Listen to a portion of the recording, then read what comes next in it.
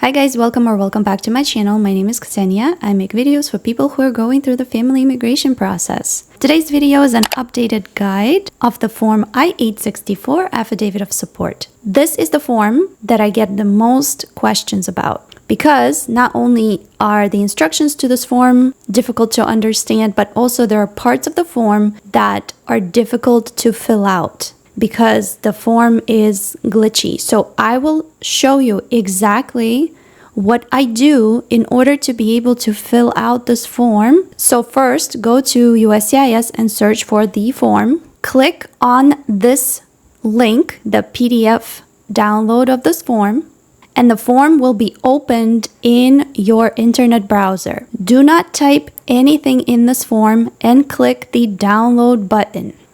Download it to your computer.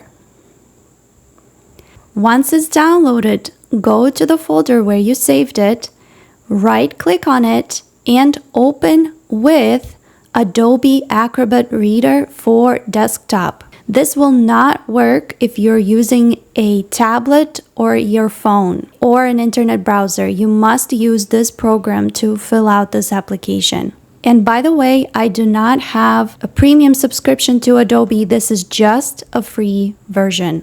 And as you will see in this guide, you will have no problem calculating the household size. In the beginning of this form, we will talk about how to fill out this form. And at the end of this form, we will talk about the required list of evidence. Expiration date for current affidavit of support is 1/31/2026, but also make sure that you always double check the edition date at the bottom of the page as well. So we are going to skip this top part because this is for USCIS and attorney use only, and we're going to start right here. So first, type in the petitioner's name. Keep in mind that the petitioner must fill out the affidavit of support even if they don't make any income. It is a requirement. So even if you're planning to use a household member or a joint sponsor, you still have to fill out this form. Next, we're going to select option 1A, I am the petitioner. The following options, 1B, 1C, are not really that important and are not used in majority of cases. In most situations, you will either select I am the petitioner, option 1A, or I am the only joint sponsor, option 1D. The rest of the options are extremely rare. So if you are the petitioning sponsor, you are, like we said, required to file the form I-864 no matter what. So you will always fill out one as a petitioner, option 1A. And if you have a joint sponsor, they will then have to fill out the form I-864 and select the option 1D. Keep in mind that the petitioner must fill out a separate affidavit of support for each relative who has a separate I-130 petition, and the same applies to a joint sponsor. I often see petitioners make the following mistake when they have a joint sponsor for their case. They will select that I am the first sponsor, and then they will have their joint sponsor select I am the second joint sponsor. That is wrong. The petitioner must fill out the form as a petitioner, and if they have a joint sponsor, they can only technically have one joint sponsor. You're only allowed to have two joint sponsors if you're sponsoring a large family under the same I-130 petition.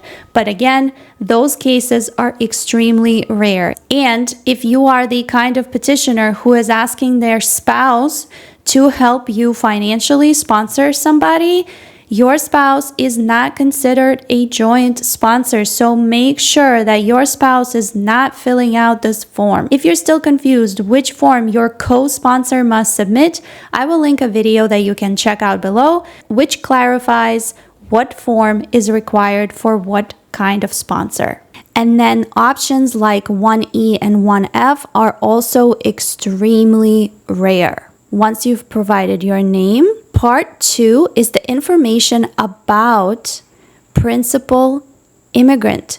So make sure that here you're not filling out the information of the petitioning sponsor. This part 2, is all about the person whom you are sponsoring. Type in their name and their mailing address. If the person whom you're sponsoring is outside the US, this is going to be their current mailing address as it is outside the US. And if you have trouble typing in a foreign address here, you can do it after printing the form, because you're going to have to sign this form in pen anyway and scan it back if you're, say, for example, submitting it to the NVC. So if the address doesn't fit in here, you can use a black pen to neatly write it in here. You do not have to write anything in the in care of name line if this person resides and receives mail at this mailing address. If this person doesn't receive mail at this mailing address and they have somebody else picking up mail on their behalf, then you can write that other person's name here. But in majority of cases, you will most likely leave this blank. Moving on. Provide the country of citizenship or nationality for your beneficiary, their date of birth, and alien number if they have one. If your beneficiary is overseas, it is likely that they do not yet have an A number. You can leave it blank. You're not required to write not applicable in the lines that don't apply to you. You can simply leave them blank. Same applies to USCIS Online account number. If your beneficiary is not in the United States and has never completed any online USCIS applications, they probably don't have an online account number. Next, provide their phone number, and you will notice that this form will only allow you to type in American phone numbers. So what you can do, once again, is print this form and then use a pen to type in the phone number later. Moving on. So in part 3, you are going to write the information about immigrants you are sponsoring. So most often you will answer yes to question 1 because you are sponsoring the principal immigrant, so this beneficiary right here that we listed in part 2. It is very rare that you will answer no to this question. This applies to situations when there is more than one joint sponsors for one large family. And this option is only for the second joint sponsor. So as the petitioner, you will always select yes. And if you are a joint sponsor, you will also always select yes. Now, a lot of sponsors get confused if they should be selecting questions 2 and 3 and writing the names of other family members for whom they have petitioned. When you file a separate I-130 petition for your beneficiaries, you will not be writing the other people that you are sponsoring on other petitions here.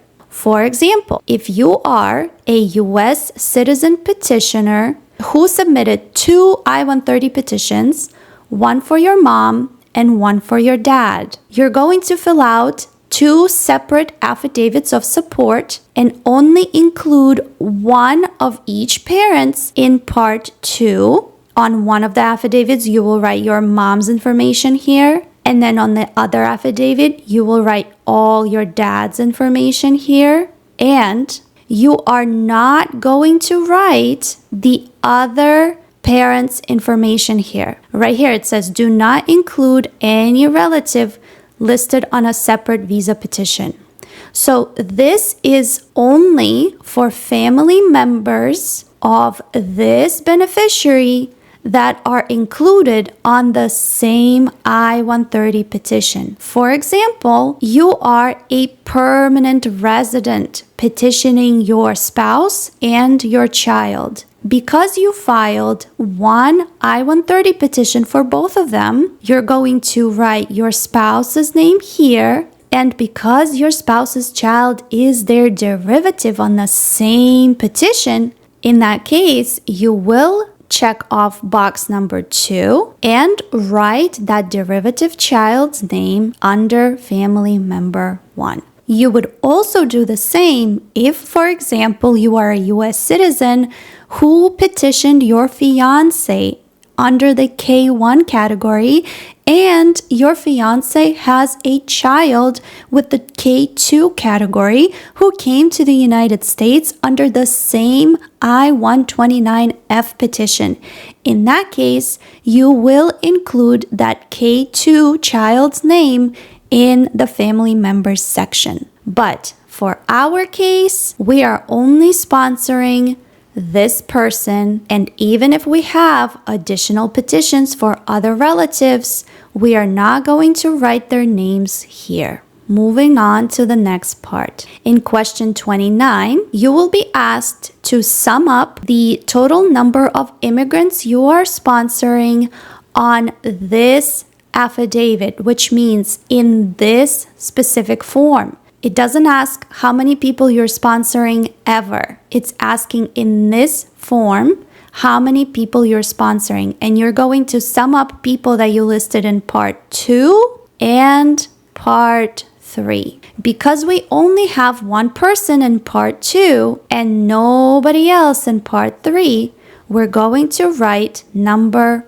1 here. Moving on. Provide the information of the sponsor, their full name and mailing address. Again, if the petitioner is able to receive mail at this address, we can leave this line blank and answer if it's the same as physical address.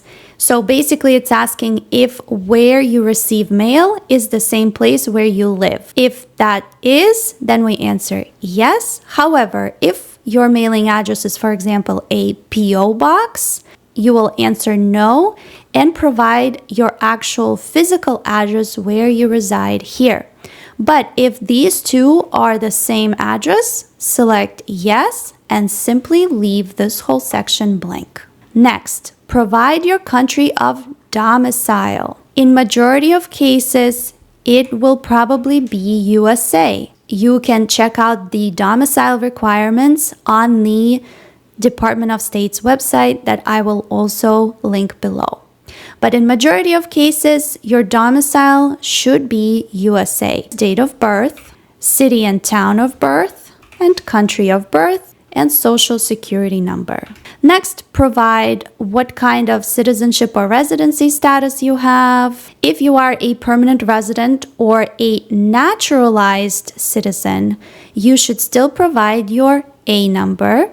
And if you have a USCIS online account number. And the last question on this page asks if you are currently on active duty. And this is only to be completed by petitioning sponsors because the petitioning sponsors who are on active duty have lesser income requirements for the purposes of affidavit of support, which you can review on the I-864P page. Moving on to the next page, the household size. Like I showed you earlier, the way I downloaded and opened this form, it automatically calculates the household size for me. Any number that you typed in question 29 on this prior page will automatically calculate for you here. If you have any questions about how to properly calculate your household size, I will link 2 videos below that go in much more detail and give specific examples for various situations on how to calculate your household size. One of those videos also specifically talks about which children need to be counted in your household size. So if you're confused about counting certain children, I suggest that you watch that video. Petitioners who are sponsoring their spouse are listing their spouse's name in part 2 because their spouse is the beneficiary. Need to keep in mind that that spouse is already counted right here in item number 1. So the third question that asks if you are currently married and input your spouse, you will not count them here. You will simply leave this blank. And the form directions will tell you that you should not count anybody more than once. If you have any dependent children, type them in here. And I do recommend that you watch that video that I just talked about, because you must count all underage children, even if you don't claim them on your tax returns, even if they do not reside with you. If you have any other dependents in your tax returns, if you have anybody else listed aside from your children as your dependent, any like adults or other family members, you can put them here. If you have previously sponsored anybody using this form, you can count these people here, but only if they are now lawful permanent resident. But don't count anybody who is not yet a permanent resident. So for example, if you're filling out 2 affidavits of support, one for mom, one for dad, you will not count the other person that you are sponsoring on a separate affidavit here because they're not yet a permanent resident.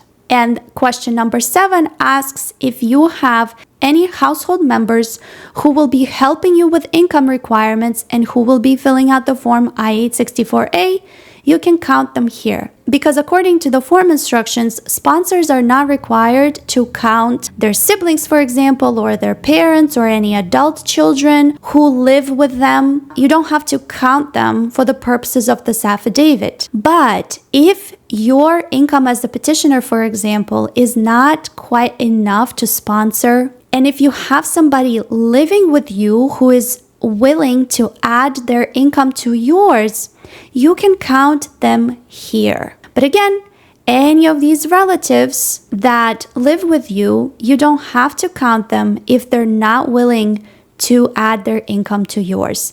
And that is optional. They absolutely don't have to do this. Moving on to part 6, providing the sponsor's employment and income. So you can either say that you are employed, self-employed, retired, unemployed. You can select this and fill out your employment information. If you have an additional employer, you can type that here. And if you have 3 jobs, for example, then you can also write that 3rd job on the last page, the additional information page, if it doesn't fit. If you are self-employed, so for example, if you have a business or if you are an independent contractor, for example, an Uber driver, you can select self-employed. So then in question 7, you will be asked to provide your current individual annual income. So only your individual annual income. Here you will only write an estimate for the year in which you're filling out this affidavit. So for example, if you're filling out this form in 2024, this is going to be your annual income estimate between January and December 2024. This doesn't have to be exact, only an estimate. If you are the kind of petitioner that doesn't have any income, for example, you are a person who is sponsoring your parents, but you are a stay-at-home wife or you're currently unemployed, then you will select unemployed and write your income as 0 if you're making nothing at all. So this is individual. This does not include anyone else's income, only yours. And if you are typing a question right now, but what if I am filing taxes jointly with my spouse? We will get to that. But here you will only write your individual income. Moving on. These following questions will ask if you are using income from anybody else in your household, then you will type in their name and income here. So this over here is asking if any of these people we just counted here will be contributing their income. If you are the kind of petitioner who's petitioning his mom or dad, and you're also married, and if your spouse agrees to also combine their income with yours, you can write your spouse's name here. Or, like we mentioned here in question number 7, if you have anyone else residing with you who is adding their income to yours, remember, they don't have to. This is optional. You can also write their name here. You can say, for example, their name, that they're your brother or sister, for example, and they must be residing with you, and input their income here. I often see the following mistake. When you have household members who make zero income, you do not write them here. Do not make this mistake. This is a huge mistake that causes a lot of issues for people because they will request evidence of this, even if you say they make zero income. So anyone who is living with you who makes zero, you do not add them here.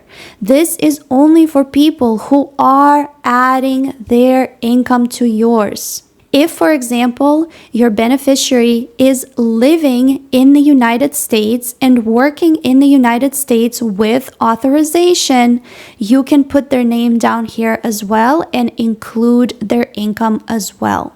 If your beneficiary is residing overseas, you will not put their name here because they do not consider foreign income. So for example, if Jane is the spouse who's also applying for, let's say, adjustment of status, and maybe she's here on the kind of visa that allows her to work legally in the United States, you can use her income in this section. If Jane is not authorized to work, then even if she's been living in the United States for a long time, because she worked without authorization, also do not include her income here. So moving on, question number 20 asks you to sum up all the incomes that we have listed on the prior page. Our annual estimate is about $50,000, and that is exactly the number that the form will auto-populate for us.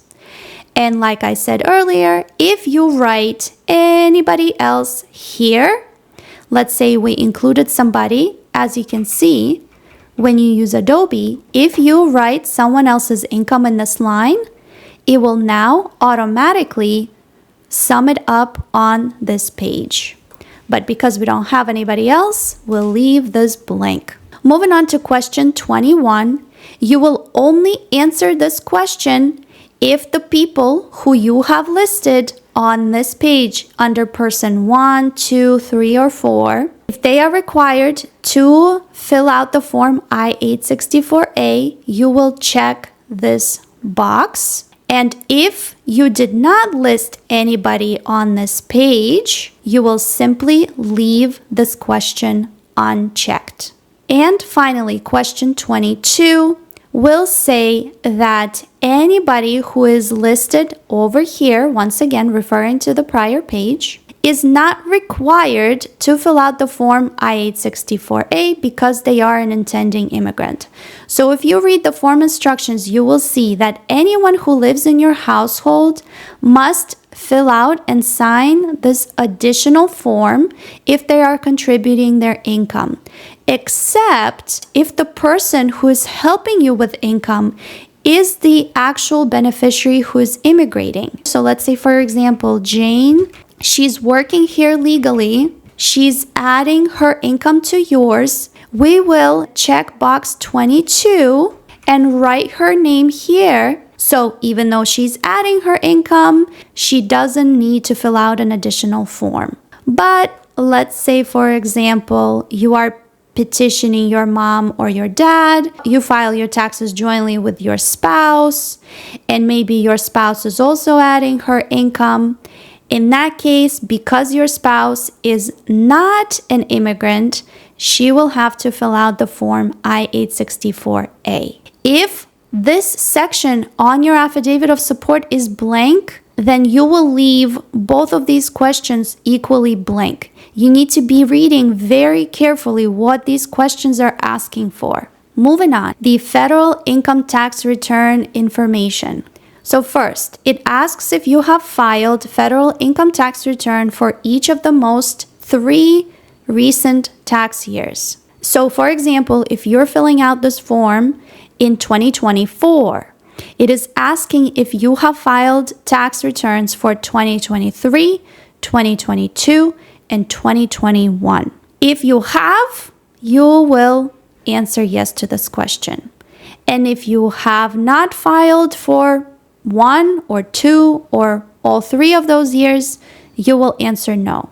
Even if you filed your taxes jointly with your spouse, you are considered to have filed your tax returns even if your spouse did that, because you are included on a joint tax return. So you will answer yes to this question. Please pay attention to this note that you must attach a photocopy of transcript or federal tax return for only the most recent tax year. So if you're filling out this in 2024, you will have to provide the tax returns for 2023. The other 2 years are optional. But if you strongly believe that your income from years 2022 and 2021, for example, are also a good indicator of your sponsorship, then you can attach them as well. And then if you are sending additional tax returns from other years, you will select this box.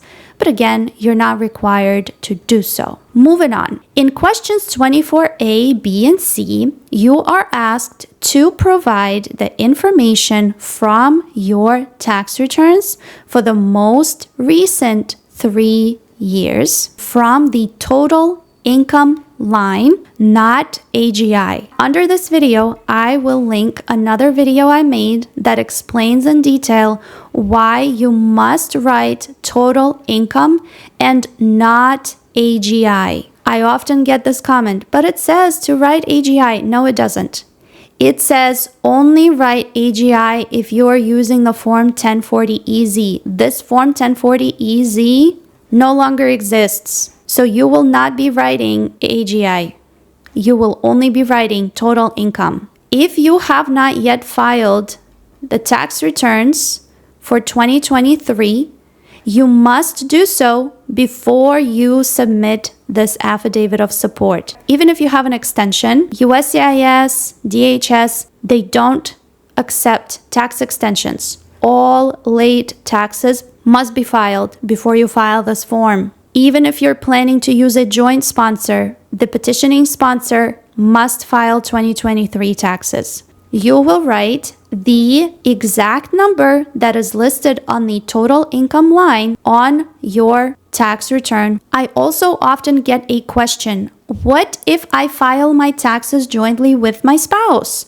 Right here, do I only write the amount that I personally make or whatever is written on tax returns? So the answer is you must write exactly what is listed in your tax returns, even if you file jointly with your spouse. Even if you did not include your spouse's income on the prior page, you still in this section must write the total income exactly as listed in your tax returns. And if you are wondering how USCIS is going to figure out which part of the income is yours, you can check out the evidence section at the end of this tutorial. If, for example, you did not file taxes, let's say you were not required to file taxes, maybe you were unemployed during this time, and you only have 1 year worth of taxes to show, you may also want to consider providing proof of your current income in the form of an employment verification letter or your pay stubs.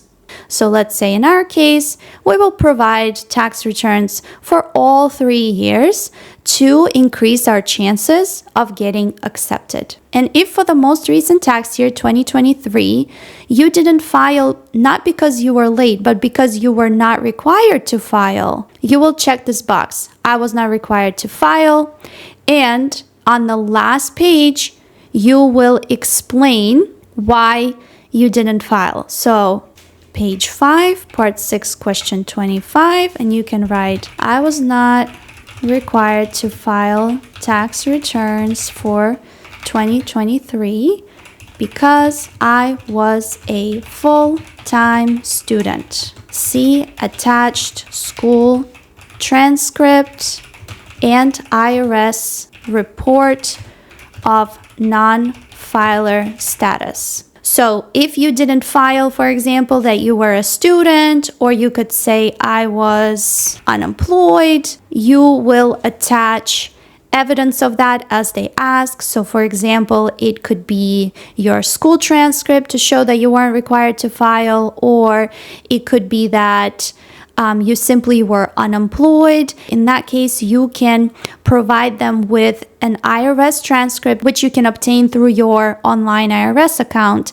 that will show that you didn't file taxes for that specific year. So it doesn't show proof of why you were not required to file, but it will show them that you didn't file for that year. We obviously filed tax returns for the most recent year, so we don't have to check off this box. Moving on to part 7, use of assets. It is absolutely optional. So assets are only required if the income you have listed here is not enough according to the poverty guidelines. From the form instructions, you can see that assets can be used to supplement that income, but your assets must be fully owned or have significant equity on them, and those assets must have a value that equals 3 or 5 times, depending on your situation, the difference. So let's say, for example, you are $2,000 short on your income requirement and you're petitioning your spouse, for example. You want to have at least $6,000 of assets to supplement that income. So it can either be a savings or a checking account, real estate, for example. It can be stocks, a value of your second vehicle. If you are meeting the income requirement here, you can totally skip this entire part. And if you are using a joint sponsor, you also do not need to write your assets, because once you have a joint sponsor, your income as a petitioner is irrelevant, and so are your assets. If you do choose to add assets to your form, you will need to provide proof of those assets. Not only are you going to have to provide proof of how you have obtained those assets, but also their current value, their current market value. If you are including, for example, savings and checking account assets,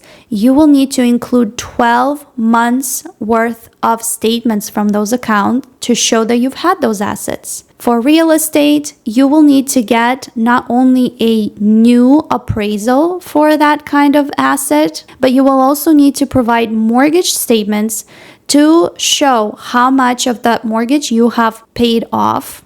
Like it says here, current assessed value minus the mortgage debt you have, for example. So it is a big headache with assets, so you can't just list them here. You're going to have to also provide proof of those assets. If you have any other relatives that we listed on this part of the form, you can list their assets in here. And if your immigrating relative is also adding assets, you can add their assets here. If your immigrating relative has assets overseas, not only are you going to have to provide all the proof that we talked about here, you're also going to have to provide the exchange value for those assets and translations of all documents. Make sure that you properly sum them up on this page. And once you're done with the assets piece of it, move on to part 8. Read the contract and the responsibilities of the person who is signing this affidavit of support, and your obligations for this affidavit of support will only end in one of the following scenarios. You will notice here that divorce is not one of these options. So if you sponsored your spouse who is now a permanent resident and you got a divorce, you're still responsible to be a sponsor for that spouse until one of these scenarios occurs. All right, so next, select one of these if you read and understand English yourself, or if somebody interpreted or prepared this form for you. Provide your contact information here, and on the next page, you will need to sign and date. This signature must be made in pen. USCIS, nor DHS, nor NVC will accept electronic or digital signatures. So what you're going to have to do is print out this form, sign this form, and scan it back if you're submitting it to the NVC, or Again, if you're sending it with adjustment of status, print this form and sign it in pen. If you used an interpreter that we listed over here, you will provide their information in part 9. And if you used a preparer who filled out this form for you, you will provide their information in part 10. If you did not use an interpreter or preparer, you can leave these boxes blank. And finally, the additional information page is used to clarify any information that you would like to clarify on the prior page. And even if you have no additional information to provide, you still must fill out your name, so the sponsor's name, and alien number if applicable. You must still include this page with the rest of your application because they require that every page of the application is submitted, even if it is left blank. So now let's talk about the list of evidence that is required for this form. You can also see a checklist of required evidence on the last page of the Form I-864 instructions. Every sponsor, no matter if it is the petitioner or a joint sponsor, must submit proof of their U.S. status, which means a copy of their U.S. passport, U.S. birth certificate, naturalization certificate, or a copy of their green card. Every sponsor must provide tax returns from the most recent tax year. It is best to include tax return transcripts, which you can download from the IRS online account, rather than the tax return IRS Form 1040. But if the Form 1040 is all you have, that is also perfectly acceptable. You should be providing copies of your W-2s or 1099s. Additional optional evidence includes an employment verification letter, which is a letter you can get from your HR department that will state how much money you make per year, per hour, how many hours you work, and what position you hold, and when you were hired. Another optional piece of evidence includes pay stubs from the past 6 months. And if you listed any household members in your affidavit of support, you will also need to provide not only proof of their status and their tax returns, as well as their proof of relationship to you. And finally, if you are a sponsor who owns a business or is self-employed, the list of required evidence for you is a lot longer. I will link a very useful resource, not from me, but from a law firm that discusses exactly what kind of evidence needs to be provided if you own a business. If you have any additional questions, I recommend that you check out the comments under the old affidavit of support guides, which I will also link below, because chances are if you have a question, somebody else has already asked it in the comments. Check out the playlist that I made specifically for this form. If you found this video useful, give it a thumbs up so other people can see it. Subscribe to my channel if you haven't already, and I hope to see you guys in my next videos. Bye!